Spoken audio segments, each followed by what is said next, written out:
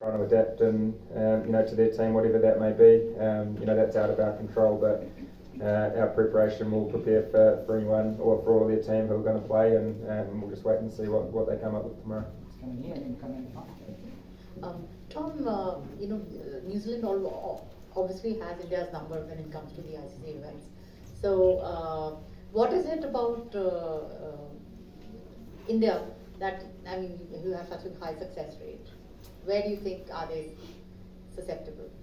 I'm not sure, to be honest. They're a fantastic team, and they've been playing some great cricket for a long period of time. We've had some great contests in ICC events, but also in bilateral series, whether that be home or away. We've played each other quite a lot over recent years, which has been really cool. So I'm not too sure. For us, as I said just before, for us it's just about trying to play our game plan as best we can and try execute it as well as we can. And if we do that, then we know we can beat any team in the world on our day. So we've spoken about this tournament that anyone can beat anyone on their day, and it's about whoever turns up on that specific day and plays well. So tomorrow's going to be no different.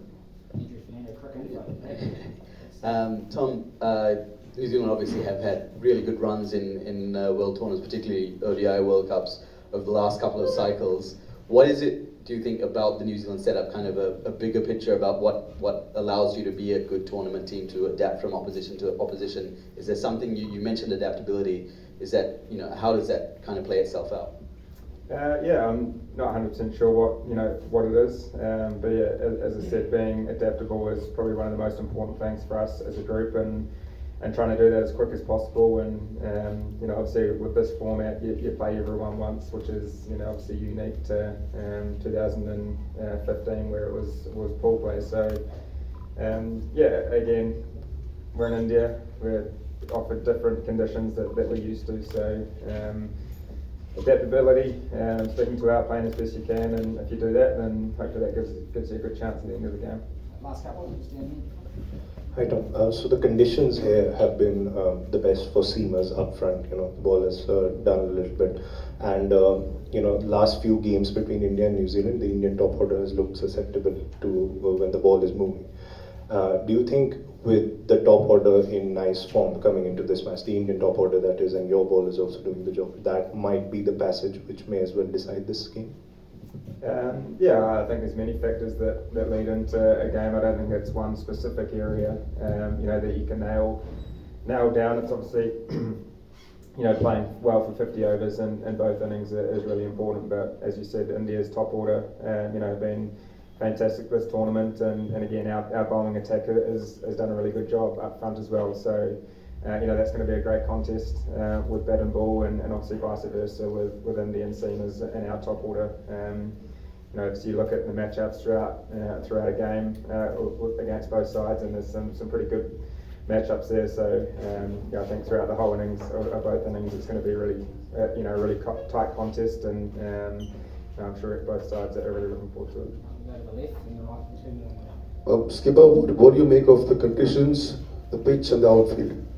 It looks a reasonably good wicket. There's obviously been a couple of games here, throughout the tournament. So just trying to get as much information on those games as much as possible. Trying to get a read on the surface. It's a new wicket, so hopefully it allows for a good game of cricket. So just whatever we've got to adapt as quick as we can, and hopefully we can do that as quick as possible. I'll go right here and then pass the mic over the last two.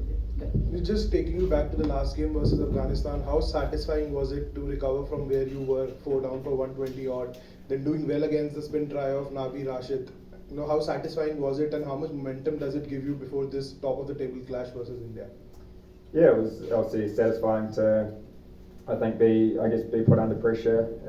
Obviously through the start of the innings we were on top, and then obviously there was a period of the game where Afghanistan put us under a lot of pressure, and for us to overcome that sort of tough period, just to absorb a little bit of pressure, and then once we felt the time was right, put a bit of pressure back on them, and to get the score that we did from the position we're in was really satisfying. So if we're faced with that situation tomorrow, whoever it may be, then if we're able to to absorb a bit of pressure and then finally put it back on the Indian team, whether that be with bat and ball. That's going to be really important. So just trying to find the right times to do that, and I guess that comes down to the communication between the team. Whether what they see is the right thing to do at the right time. So a contest that's going to be pretty fascinating to watch. Right, last two, yeah. Tom, did you guys, stay up and catch the All Blacks in action last night? And, they've reached the finals where another Rugby World Cup going on. How inspiring is their journey? And do you guys exchange messages? What's been the mood regarding that? Also, any update on Kane and Saudi?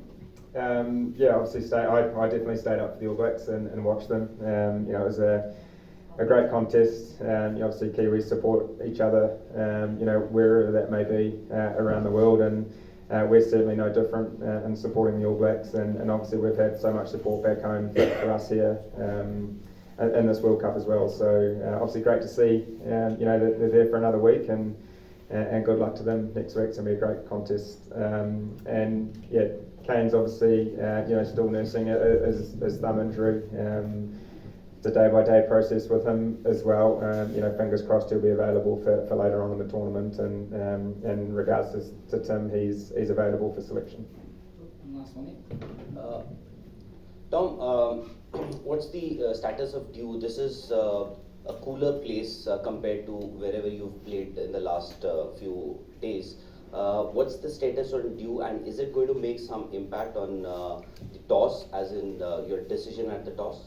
I think Dew's a massive factor here in Dharmshala. I think we turned up at 5 o'clock last night, and there was some Dew starting to form. So for us trying to work out what the best way is, for us moving forward into the game, whether it be a bat or bowl first. So we'll come up with that decision tomorrow, or today and tomorrow.